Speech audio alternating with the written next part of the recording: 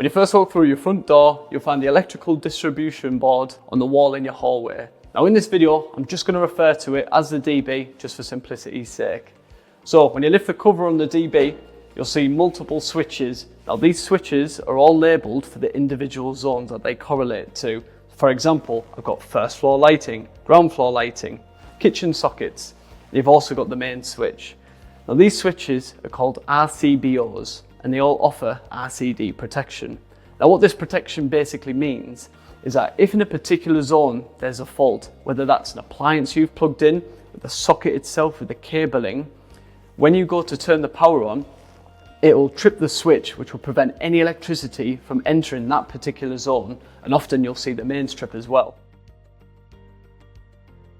In the event that the electrics is off and you find that the main switch is in the off setting, there's likely been a trip somewhere, so you need to find out where that trip's been.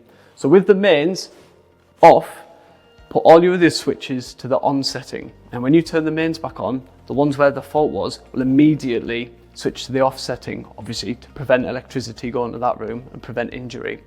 Now, if you've recently plugged something in that room, for example, it could be something simple like the fuse and the actual plug of your appliance that could have blown. If that's the issue, change the fuse, plug it back in again, repeat that system. If the power stays on, the fault's gone.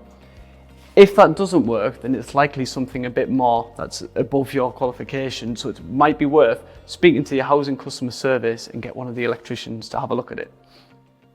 These new build properties have multiple different alarms and detectors to try and keep you safe. In the kitchen, they've got a carbon monoxide alarm for gas and a heat alarm for the likes of the oven. The hallway and the landing both have optical smoke detectors which will sound the alarm when they detect smoke. And finally, the living room has a multi-sensor in which detects carbon monoxide, heat and smoke. Now, to test these alarms, underneath the DB, you'll see a panel with 3 switches. The middle one is to test the alarm. Now we recommend periodically doing this, whether it's weekly, monthly, but all you need to do is flick that switch for approximately 5 seconds. As long as you can hear the alarms, turn it back off again, and that's the test done. Now these ones are all powered by the mains, so there's no batteries that you need to replace.